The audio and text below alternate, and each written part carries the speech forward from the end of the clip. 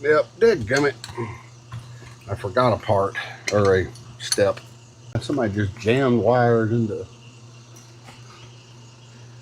What in the heck? I don't know what that is. But yeah, I wanted to see if I could adjust that wheel up a little bit. Now that we've got it all welded in and assembled, let's see if it actually works. I turn the wheel.